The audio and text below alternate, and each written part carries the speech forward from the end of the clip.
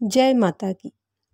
आप सभी का हमारे YouTube चैनल जय माता दी एक प्रार्थना में हार्दिक अभिनंदन है। आज हम 9 देवियों की अमर कहानी इस अध्याय के अंतर्गत हम देवी माता के अलग अलग रूपों के बारे में जानेंगे। इसके अंतर्गत हमने अपने पिछले अध्याय में जाना कि देवी माता की पूजा किस लिए की जाती है, यानी क्यों की जाती है। आज के हमारे इस अध्याय में हम माँ नैना देवी की कथा को जानेंगे। किस प्रकार से नैना देवी का नाम विख्यात हुआ और ये किस प्रकार से एक शक्तिपीठ के रूप में जानी जाती है। इस स्थान पर सती के दोनों नेत्र गिरे थे।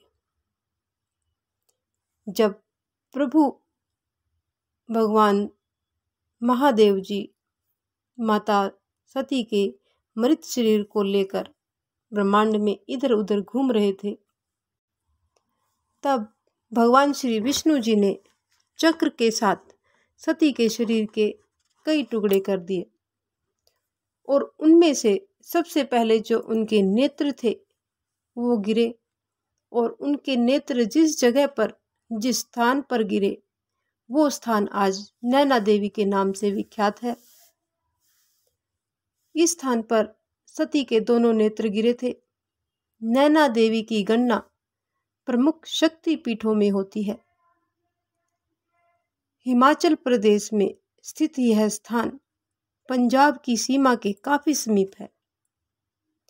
मंदिर में मां भगवती नैना देवी के दर्शन पिंडी के रूप में होते हैं। श्रावण मास की अष्टमी और नवरात्रों में यात्रा बहुत ही संख्या में होती है। यहाँ पर श्रद्धालुओं का बहुत ही तांता लगा रहता है। अन्य दिनों में यहाँ अपेक्षाकृत कम यात्री आते हैं, परंतु इस शक्तिपीठ की अपनी ही एक अलग महत्ता है। कलयुग में प्रकट होने की कथा आज हम इसका वर्णन करते हैं कि माता के कलयुग में प्रकट होने की कथा कौन सी है। इस पहाड़ी के समीप के इलाके में कुछ गुज्जरों की आबादी रहती थी। उसमें नैना नाम का गुज्जर देवी का परम भक्त था। वह अपने गाय भैंस आदि पशुओं को चराने के लिए इस पहाड़ी पर आया करता था। इस पर जो पीपल का वृक्ष आज भी विराजमान है, उसके नीचे आकर नैना गुज्जर की एक अनब्याही गाय खड़ी हो जाती और उसके स्तनों से अपने आप दूध निकल पड़ता।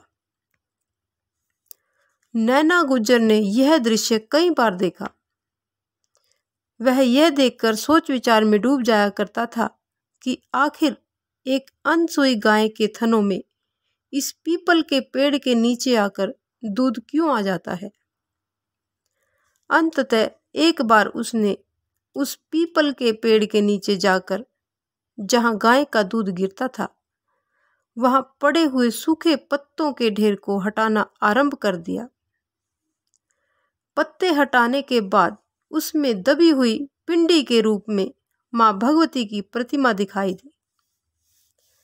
नैना गुज्जर ने जिस दिन पिंडी के दर्शन किए, उसी रात को माता ने स्वप्न में उसे दर्शन दिए और कहा कि मैं आदि शक्ति दुर्गा हूं, तू इसी पीपल के नीचे मेरा स्थान बनवा दे, मैं तेरे नाम से प्रसिद्ध हो जाऊंगी।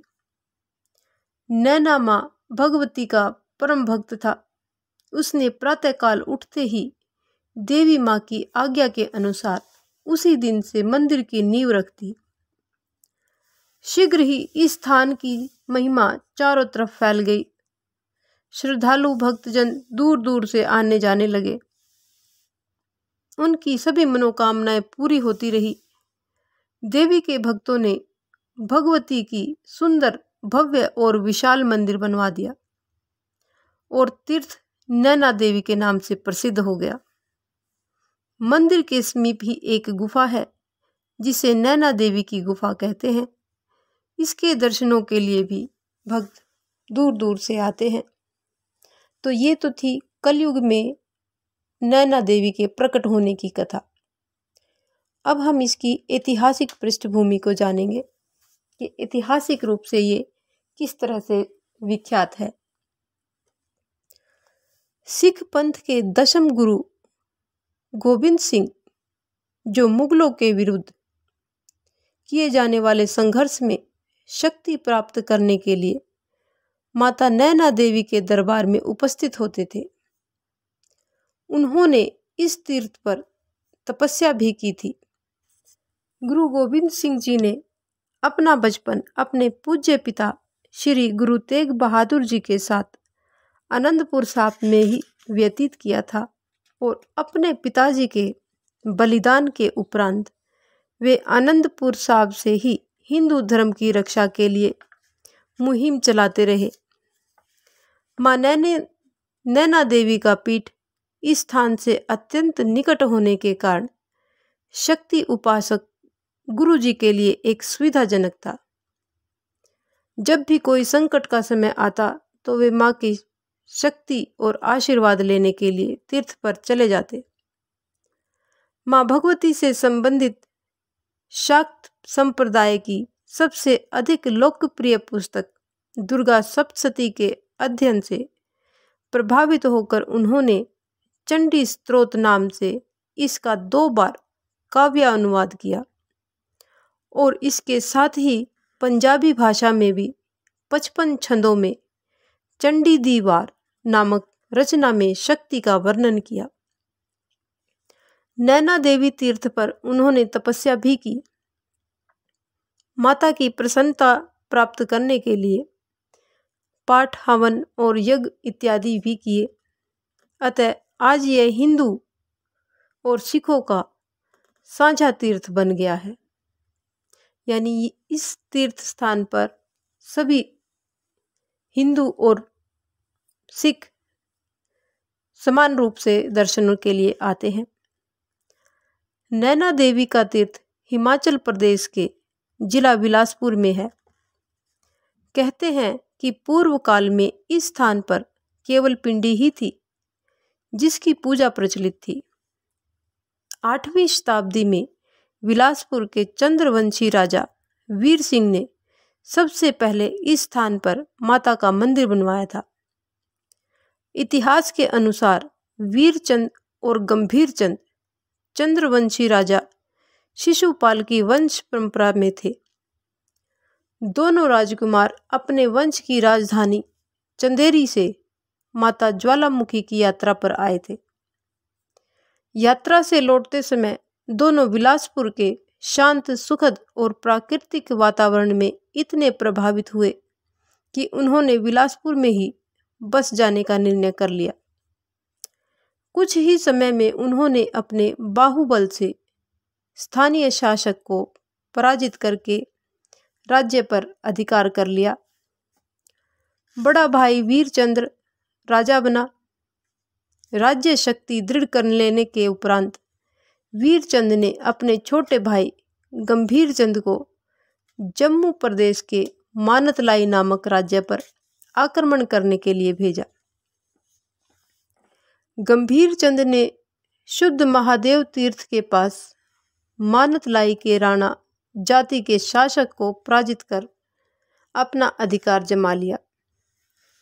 गंभीरचंद ने बाद में वर्षों में अपने राज्य का विस्तार करके मानतलाई के स्थान पर वर्तमान का विस्तार करके मानतलाई के स्थान पर वर्तमान चनैनी को अपनी राजधानी बनाया। इस वंश परंपरा में भारत के स्वतंत्र होने तक 50 राजा हुए। इस वंश का अंतिम राजा रामचंद्र हुआ, जो कुछ वर्ष पहले ही दिवंगत हुआ है। वीर सिंह स्वयं बिलासपुर में रहकर अपने राज्य और प्रजा के कल्याण में यत्नशील रहा। वीर सिंह माता भगवती का भक्त था। राजा बनने के उपरांत भी वह अनेक बार माता कांगड़ा और माता ज्वालामुखी के दर्शनों को गया। नैना देवी के तीर्थ पर उसी ने सबसे पहले मंदिर बनवाया और तीर्थ की ओर जाने वाले पहाड़ी मार्ग के सुधार के लिए भी अनेक कदम उठाए। माता नैना देवी का मंदिर ऊंची पहाड़ियों पर है। इस तक पहुंचने के लिए सीढ़ियों वाले मार्ग का निर्माण भी सर्वप्रथम इसी राजा ने करवाया था। तब से लेकर धीरे धीरे तीर्थ पर सुधार तो होता रहा है। कुछ वर्षों में स्वामी श्री कृष्णानंद जी के लगातार किए जाने वाले प्रयत्नों के फलस्वरूप तीर्थ स्थान का बहुत विकास हुआ है। दूसरे शक्ति तीर्थों की तरह अब इस तीर्थ पर भी साल के 12 महीने यात्री आते हैं और माता रानी के दर्शन करते हैं। बसंत और शरद काल के नवरात्रों के अतिरिक्त श्रावण अष्टमी के मेले के दिनों में भी बहुत भारी संख्या में यहाँ पर भीड़ होती है। तीर्थ पर सबसे अधिक यात्री इसी पर्व पर आते हैं। व्रत संबंधी ग्रंथों में श्रावण मास में देवी पूजा की महिमा को बताते हुए कहा गया है कि वासंतिक और शारदीय नवरात्रों के अतिरिक्त इस मास में व्रत रखकर धूप, दीप, नैवेद्य, पुष्प, गंध आदि से माँ दुर्गा की पूजा करने के उपरांत यथाशक्ति ब्रह्मभोज और फिर कन्या पूजन करना चाहिए। माता वैष्णो के तीर्थ की तरह ही माता नैना देवी के मंदिर तक पहुंचने के लिए प्रत्येक यात्री का पैदल चलना आवश्यक है। माता के दरबार तक पहुंचने के लिए कठिन चढ़ाई चढ़नी पड़ती है। तीर्थ पर माता के मंदिर के अतिरिक्त 3 और महत्वपूर्ण दर्शनीय स्थान हैं, जो हवन कुंड, ब्रह्मकपाली कुंड और प्राचीन गुफा के नाम से विख्यात है। हवन कुंड क्या है?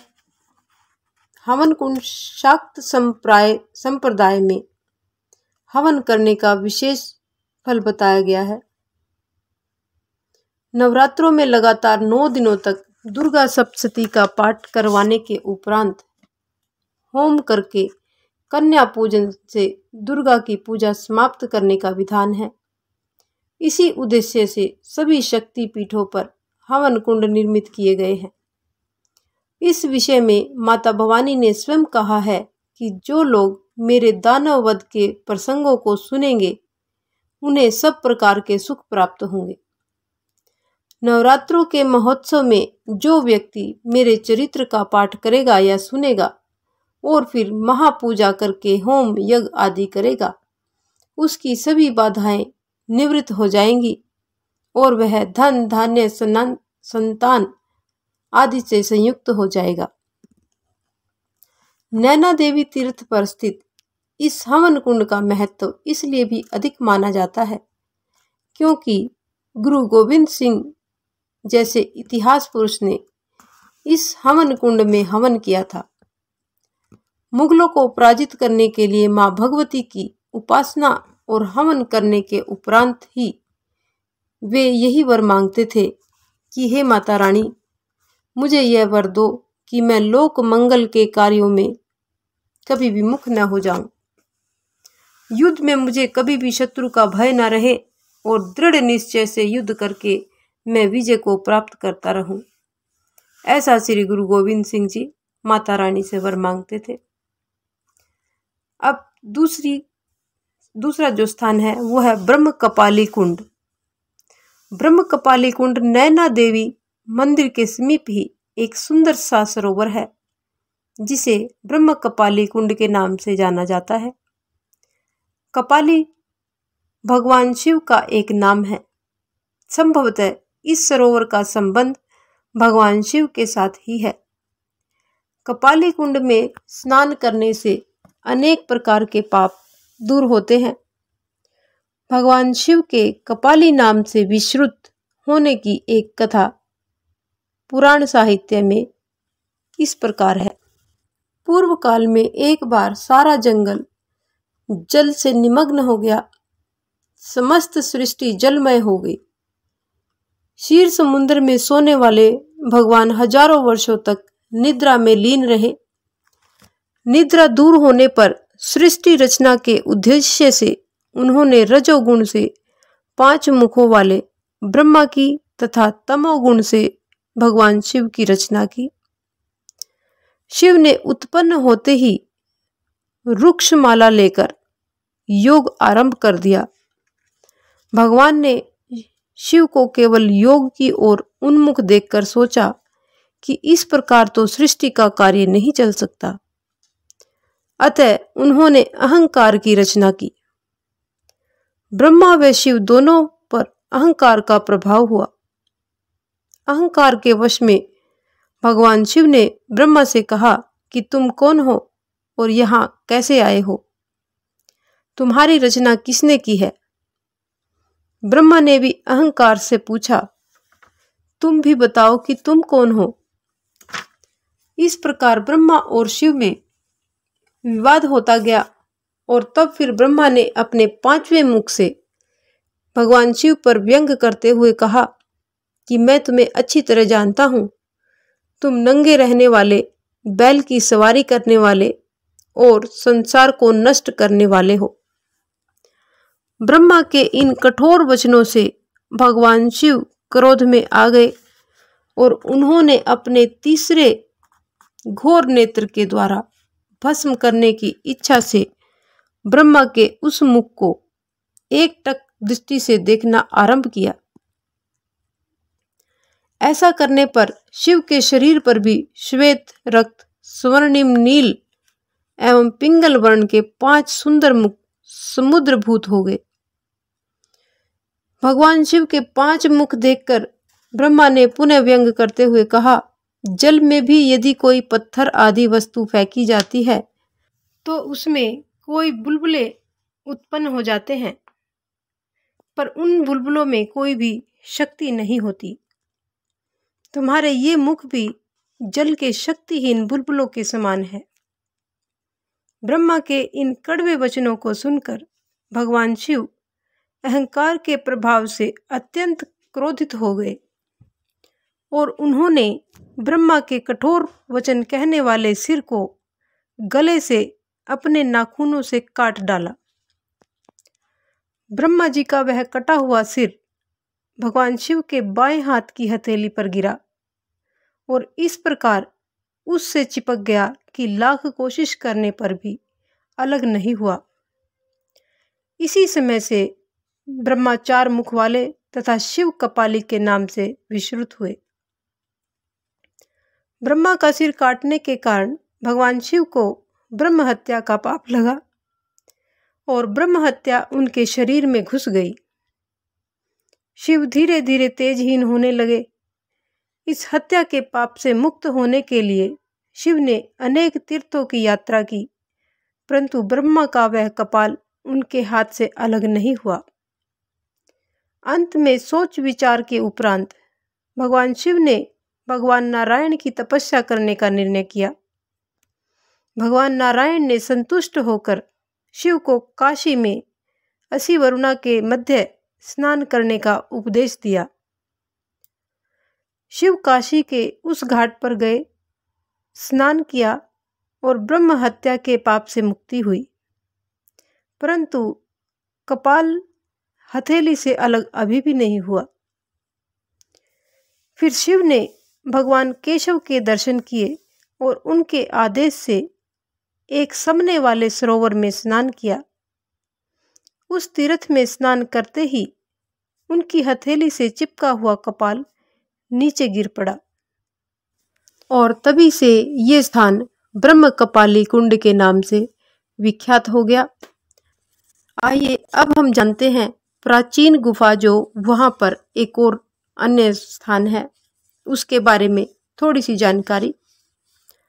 प्राचीन गुफा कपाली कुंड के कुछ ही अंतर पर एक प्राचीन गुफा है।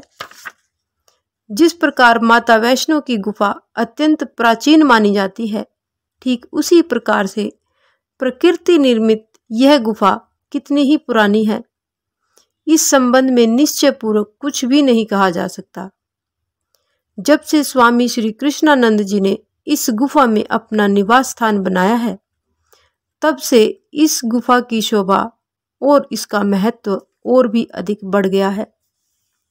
गुफा के अंदर स्वामी जी के द्वारा दी जाने वाली मां नैना देवी की तपस्या और पूजा ने इस गुफा को और इस तीर्थ स्थान के महत्व को और भी अधिक महत्वपूर्ण बना दिया है। तो ये थी मां नैना देवी के बारे में थोड़ी सी जानकारी। यदि आपको हमारी ये कथा पसंद आए तो एक लाइक का बटन अवश्य दबाएं। आज का हमारा ये अध्याय यहीं पर संपन्न होता है। अगले अध्याय में हम मां चिंतपूर्णी के बारे में जानेंगे, उनकी कथा के बारे में जानेंगे। यदि आपको हमारी ये कथा पसंद आए तो एक लाइक का बटन अवश्य दबाएं। इस प्रकार की और भी अन्य धार्मिक रोचक कथा कहानियों को जानने सुनने के लिए हमारे चैनल को लाइक करें, सब्सक्राइब करें और अपने मित्रों और प्रियजनों में आगे भी शेयर करते रहें। जय माता की।